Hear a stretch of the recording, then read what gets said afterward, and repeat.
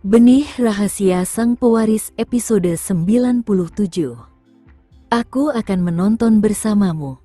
Kenzo tidak akan pergi kemanapun. Lagi pula, tidak ada yang lebih penting daripada membersihkan nama wanitanya sekarang. Kepala Shira berputar setelah menonton rekaman selama 1 jam.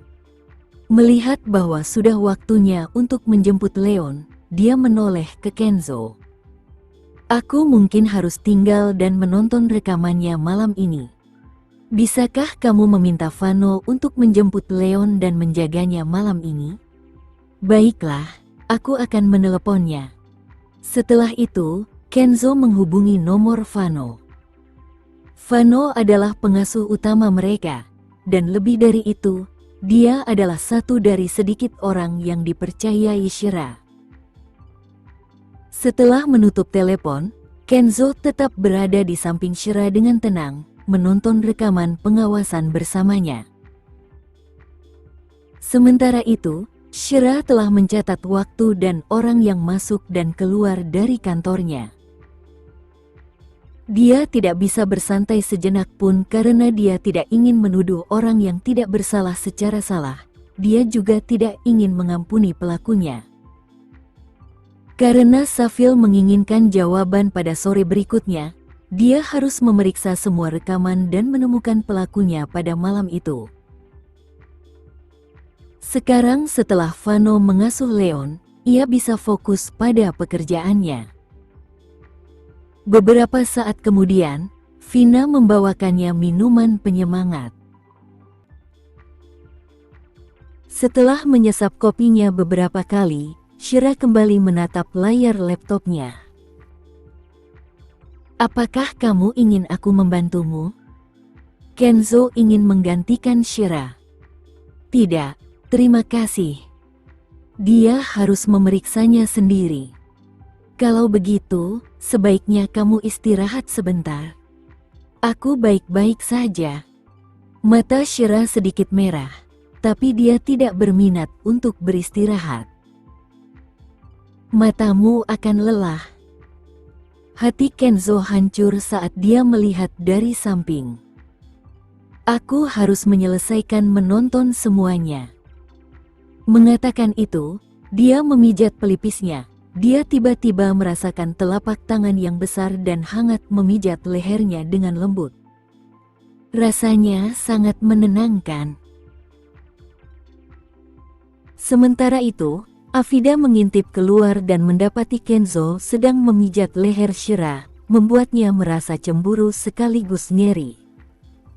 Dia jelas-jelas meremehkan hubungan Shira dan Kenzo. Lebih dari itu, dia takut mereka akan mengetahui kejahatannya. Setelah kembali ke kantornya, dia membuka kunci ponselnya dan menjadi gugup ketika melihat 1 miliar ditransfer ke rekeningnya di hari sebelumnya. Shira kembali bekerja setelah beristirahat sejenak. Sementara itu, Kenzo menyeruput kopinya dan tiba-tiba teringat sesuatu. Setelah itu, ia mengambil ponselnya dan keluar. Dia tidak memengaruhi kemajuannya, tetapi itu tidak berarti dia tidak punya cara lain untuk menyelidiki. Ketika dia kembali, Shira masih terpaku pada layar laptopnya. Namun, alisnya tiba-tiba berkerut saat melihat seseorang keluar dari kantornya. Afida hanya berada di kantornya kurang dari 2 menit sebelum keluar. Namun, saat keluar, dia tampak sangat bersalah.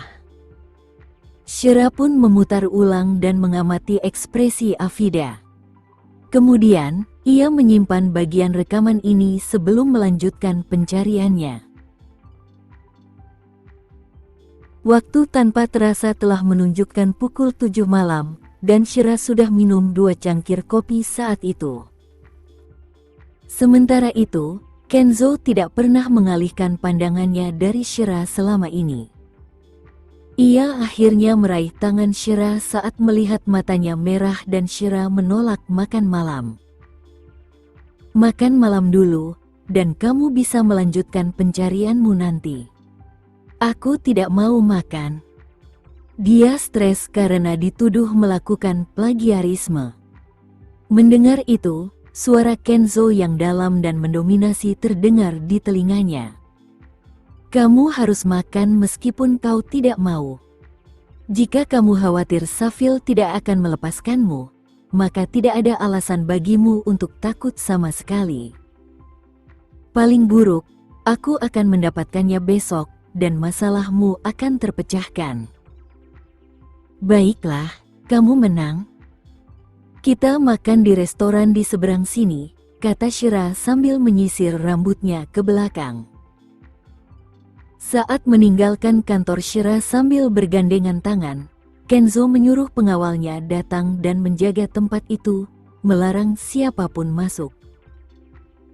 Ketika Afida mengetahui bahwa Shira tetap tinggal untuk menyelidiki, dia pun ikut tinggal.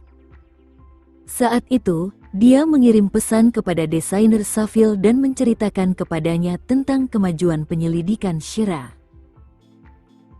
Kalian yakin akan memenangkan gugatan ini, kan? Kalian tidak bisa menyeretku ke pengadilan. Atasanku percaya diri. Tenang saja. Tentu saja, Afida tidak bisa yakin, karena dia tidak menyebutkan satu fakta penting kepada mereka, hubungan Sheta dengan Kenzo. Safil hanya tahu bahwa Shira adalah salah satu desainer Amor. Yang tidak mereka ketahui adalah bahwa dia juga pacar CEO Wiharja Group. Kali ini, Afida dihinggapi rasa panik bahwa Safil akan menemui ajalnya. Ia pikir ia harus berkemas dan meninggalkan negara itu. Ketika ia keluar, ia mengintip sekilas ke arah dua pengawal yang berjaga di depan kantor Shira, dan itu menegaskan keputusannya untuk segera meninggalkan negara itu. Di restoran, Shira tidak memiliki banyak selera makan meskipun di depannya ada meja berisi makanan lezat.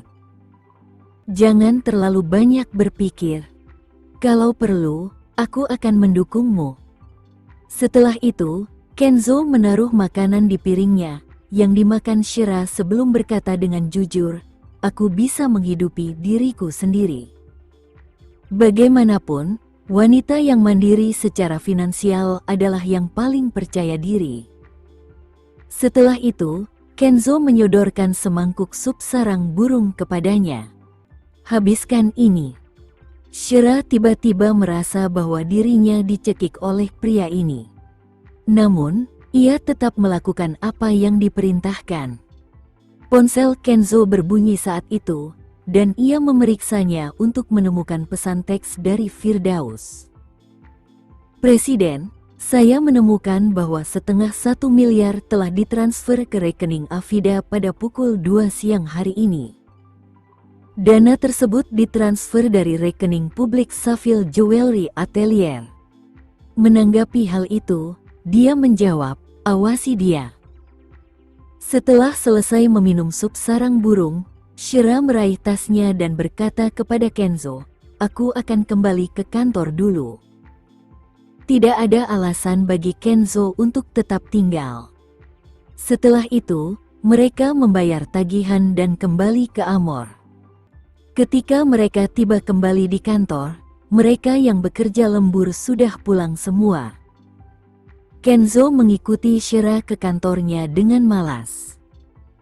Sementara itu, Shira melepas jaketnya karena merasa itu merepotkan. Gaun ketat berwarna kaki di baliknya membuat lekuk tubuhnya semakin memikat di bawah cahaya lampu.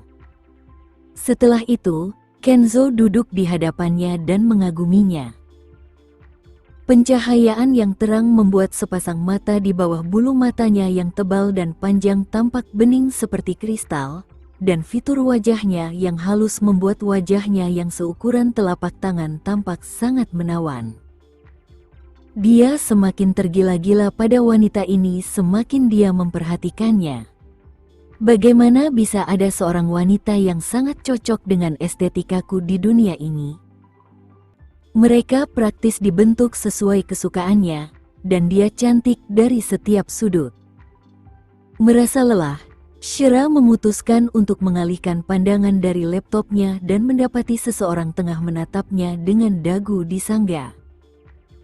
Entah sudah berapa lama dia memperhatikannya seperti itu. Di bawah cahaya lampu, matanya seperti pusaran yang menyedotnya, dan bibirnya yang mengerucut dipenuhi godaan di balik hidungnya yang tinggi. Tepat saat itu, Kenzo melengkungkan bibirnya dan tersenyum. Menemukan sesuatu? Tidak juga. Shira bersandar dan mengangkat kepalanya sedikit. Apakah kamu akan memberiku hadiah jika aku membantumu menemukan pelakunya? Tanyanya tiba-tiba, tampak percaya diri. Tentu saja, Shira tidak pernah berencana untuk bergantung padanya.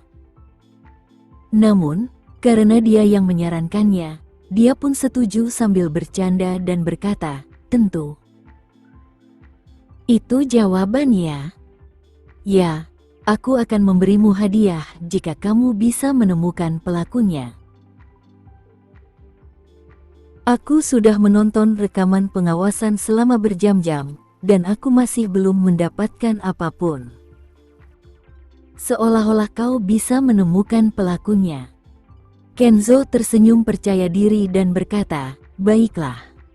Kesepakatan sudah dibuat."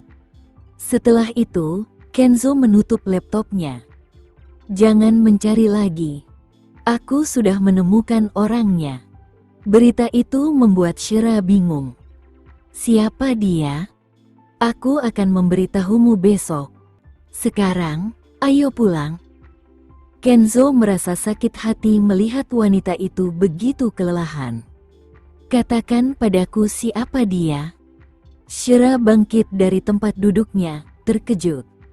Kenzo tidak akan merahasiakannya dari Shira. Dengan itu, dia menjelaskan, Aki telah meminta Firdaus untuk mengambil semua transaksi bank terkini karyawan Amor dan menemukan 1 miliar ditransfer ke rekening Afida. Pengirimnya, rekening publik Safil Jewelry Atelier.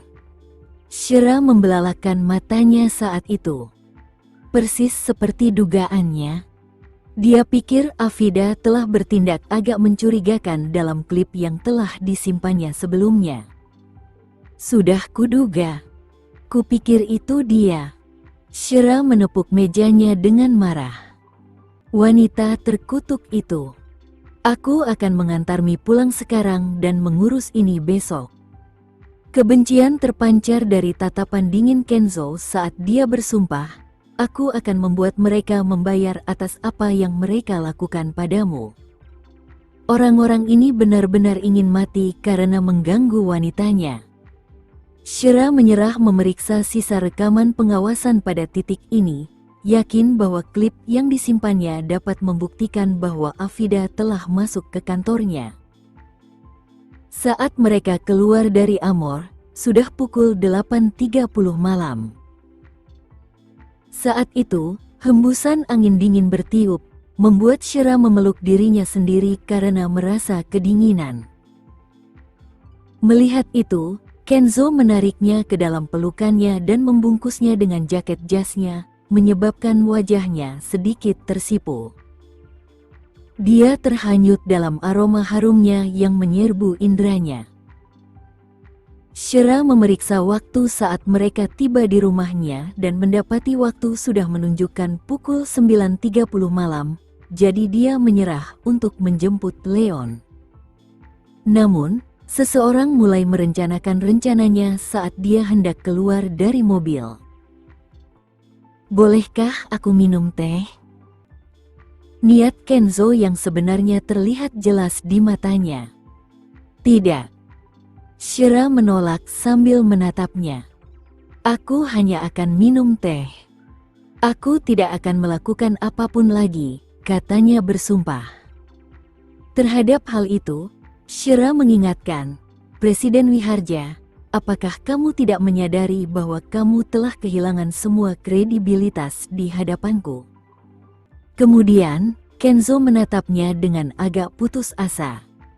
"Dasar wanita tak berperasaan. Ayo, pulang." Setelah keluar dari mobil, Shira memperhatikannya pergi sebelum menuju apartemennya. Saat itu, apa yang telah dilakukan Afida untuk mencemarkan nama baiknya muncul di benaknya. Dia harus menyelesaikan masalah ini secara tuntas. Kemudian pada pukul 3 dini hari, Afida tiba di Bandara Internasional dengan taksi, masuk dengan tergesa-gesa sambil membawa kopernya. Sementara itu, salah satu pengawal Kenzo menerima telepon saat ia duduk di dalam sedan hitam tak jauh darinya. Tidak perlu menghentikannya. Dia tidak akan bisa meninggalkan negara ini. Suara Firdaus terdengar dari ujung telepon. Afida kini telah menjadi buronan, jadi tidak mungkin dia bisa melewati pemeriksaan keamanan bandara. Saat ini, Afida sedang mengantre. Dia telah bersiap untuk bersembunyi di luar negeri dengan 1 miliar uang itu sampai semua ini berakhir. Dia punya firasat seluruh Safil akan memberinya masalah, karena dia telah mendatangkan bencana yang menghancurkan bagi mereka dengan membuat Kenzo marah. Akhirnya, giliran Afida. Ia menyerahkan dokumennya kepada petugas bea cukai, tetapi petugas itu malah menatapnya. Setelah itu, Afida bertanya dengan cemas, "Apakah semuanya baik-baik saja, Tuan?" Petugas bea cukai mengembalikan dokumennya dan mengumumkan, "Maaf, Nona, tetapi Anda telah dilarang meninggalkan negara ini. Silakan kembali." Darah mengalir dari wajah Afida saat mendengar kata-kata mereka. "Apa? Bagaimana? Untuk apa? Kenapa aku dilarang? Bagaimanapun, kamu telah dilarang meninggalkan negara ini. Mengenai alasannya, aku yakin kamu mengetahuinya dengan baik." Petugas bea cukai itu meliriknya dengan tidak sabar. Afida benar-benar panik sekarang. Tetapi yang bisa dia lakukan hanyalah meninggalkan bandara dengan barang bawaannya. "Apakah aku masih tidak bisa melarikan diri ketika aku sudah bergerak begitu cepat?" Setelah itu, Afida menghubungi petugas keamanan publik melalui teman-temannya dan bertanya apakah dia telah melakukan tindak pidana. Namun, dia tetap tidak mendapat jawaban. Shira datang bekerja pukul 8.30 pagi, dan seperti hari sebelumnya, rekan-rekannya menatapnya dengan tatapan mengejek saat ia memasuki kantor Rianita. "Apakah kamu menemukan sesuatu?" tanya Rianita. "Itu Afida. Safil mentransfer 1 miliar ke rekening banknya. Aku juga punya klip video saat dia masuk dan keluar kantor sekitar waktu itu." Rianita mendesah menanggapi. Dia mata-mata, mengecewakan sekali. Lihatlah, Afida tidak muncul untuk bekerja. Shira telah menunggu orang-orang dari Safil muncul pada pukul 3 sore, tetapi yang datang adalah berita yang lebih besar. Safil telah dituntut karena menyuap karyawan Amor, mencuri sketsa desain, terlibat dalam pelanggaran rahasia dagang Amor, dan bahkan pencemaran nama baik. Halaman yang menjadi tren pada hari sebelumnya semuanya tentang Safil yang menuntut Amor, tetapi sekarang sebaliknya. Tentu saja, itu adalah perang komersial. Rianita mendapat telepon saat itu, dan dia terdiam beberapa detik setelah menjawabnya. Sekian dulu ya video kali ini, kita lanjutkan lagi videonya di lain waktu. Oh iya, bagaimana menurut kalian? Semoga bisa sedikit menghibur kalian semua. Untuk teman-teman yang baru nonton, jangan lupa subscribe ya, hehehe. Dan kalau teman-teman ada yang ingin gabung langganan, bisa langsung gabung saja untuk dapat fitur yang menarik dan sedikit membantu Mimin. Terima kasih banyak sudah menonton, sampai jumpa lagi, bye.